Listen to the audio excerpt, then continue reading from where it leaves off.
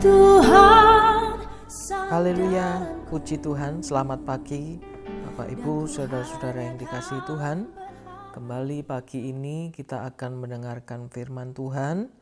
Dan firman Tuhan pada pagi hari ini saya berikan satu judul, yaitu Jangan ke Mesir. Kejadian 26 ayat 1 dan 2. Maka timbullah kelaparan di negeri itu. Ini bukan kelaparan yang pertama yang telah terjadi dalam zaman Abraham. Sebab itu Ishak pergi ke Gerar kepada Abimelek raja orang Filistin. Lalu Tuhan menampakkan diri kepadanya serta berfirman, "Janganlah pergi ke Mesir, diamlah di negeri yang akan kukatakan kepadamu." Dalam Kejadian 26 ini kita melihat Ishak diperhadapkan dengan kelaparan yang cukup hebat. Dan dikatakan Ishak pergi ke Gerar kepada Abimelek raja Filistin. Kemudian Tuhan menampakkan diri kepada Ishak dan berfirman, "Janganlah pergi ke Mesir, diamlah di negeri yang akan kukatakan kepadamu." Tuhan memberikan peringatan dan larangan keras kepada Ishak untuk pergi ke Mesir. Mesir pada waktu itu adalah bangsa yang besar dan banyak orang datang kepada Mesir untuk mencari pertolongan, mencari makanan. Termasuk pernah satu kali Abraham, ayah Ishak, juga pernah ke Mesir saat kelaparan melanda. Namun kali ini Tuhan melarang dengan keras Ishak untuk mencari pertolongan kepada Mesir. Setelah melarang Ishak ke Mesir, Tuhan berkata dalam Kejadian 26 ayat 2b sampai ayat yang ketiga, "Diamlah di negeri yang akan kukatakan kepadamu. Tinggallah di negeri ini sebagai orang asing, maka aku akan menyertai engkau dan memberkati engkau. Sebab kepadamu lah dan kepada keturunanmu akan kuberikan seluruh negeri ini, dan aku akan menepati sumpah yang telah kuikrarkan kepada Abraham ayahmu." Ya, pesan yang pertama oleh Allah adalah diam dan tinggallah di negeri. Ya, setelah Allah melarang Ishak untuk ke Mesir, ya, Tuhan Allah juga mengatakan, "Diamlah dan tinggallah di negeri." Kelaparan yang melanda negeri waktu itu membuat Ishak harus segera pindah ke tempat lain untuk memiliki bahan makanan. Dan Mesir adalah tempat yang tepat dalam pemikiran semua orang pada waktu itu, termasuk Ishak, untuk mencari bahan makanan. Dalam keadaan yang sulit, manusia akan cenderung untuk panik, kebingungan, khawatir, dan terburu-buru dalam melangkah. Kita akan cenderung segera mencari pertolongan, mencari jalan keluar, mencari keamanan. Tetapi Tuhan berkata, "Diamlah, tinggallah di negeri." Ratapan 3 ayat 26 jelas mengatakan, adalah baik menanti dengan diam pertolongan Tuhan.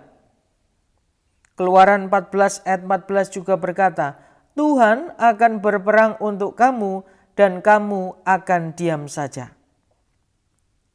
Dalam situasi dan masalah seberat apapun, jangan pernah mengambil langkah atau keputusan dengan pemikiran diri kita sendiri.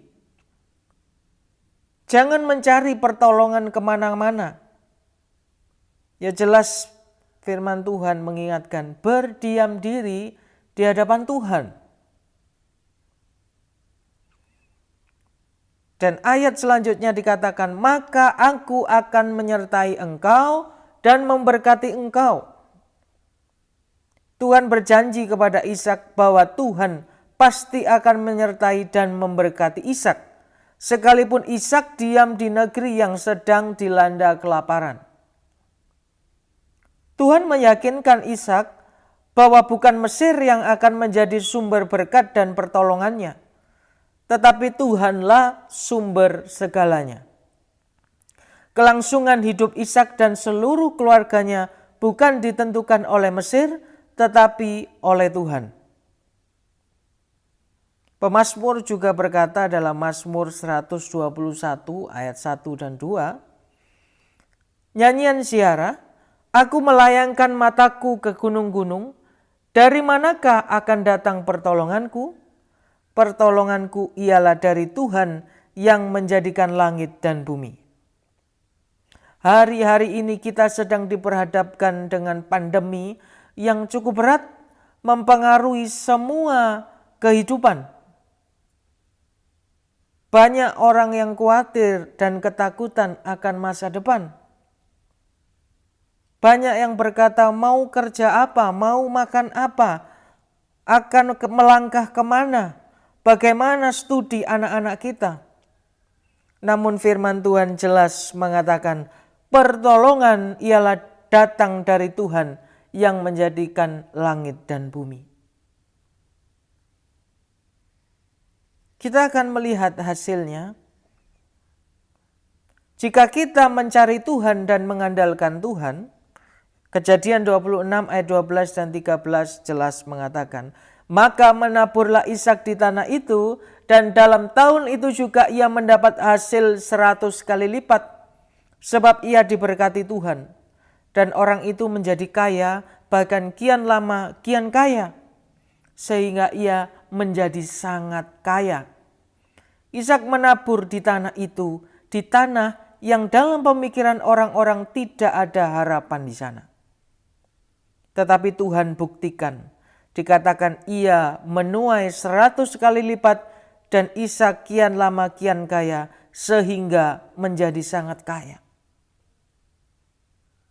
Lalu kita melihat apa jadinya kalau kita mencari pertolongan kepada Mesir, mengandalkan kekuatan diri sendiri, mengandalkan kekuatan manusia. Yang terjadi adalah Yehezkiel 29 ayat 26 dan 27. Dan semua penduduk Mesir akan mengetahui bahwa akulah Tuhan, oleh karena engkau ibarat tongkat bambu bagi kaum Israel.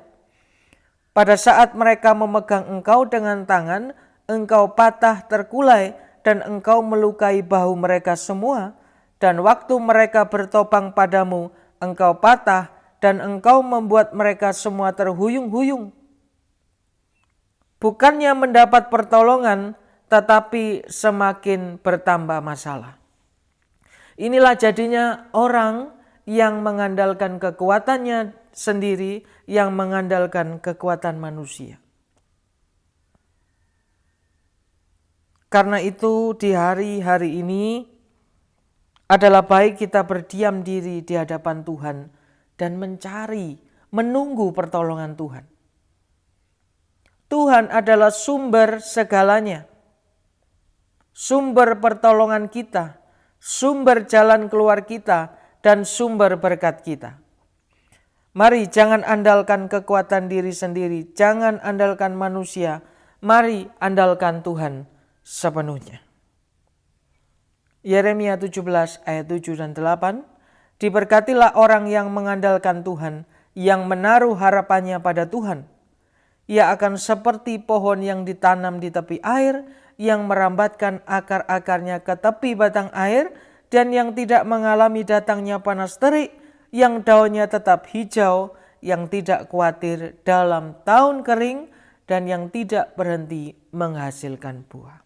Ya puji Tuhan, mari terus kita mengandalkan Tuhan. Mari kita satu dalam doa. Bapa kami dalam surga, kami mengucap syukur buat janji-Mu pagi ini Tuhan, yang meneguhkan kami bahwa Tuhan adalah satu-satunya sumber pertolongan kami. Terima kasih Tuhan, Tuhan terus memberkati kehidupan kami, Tuhan terus menolong kehidupan kami, Tuhan terus menyertai gereja-Mu dan seluruh sidang jemaat-Mu.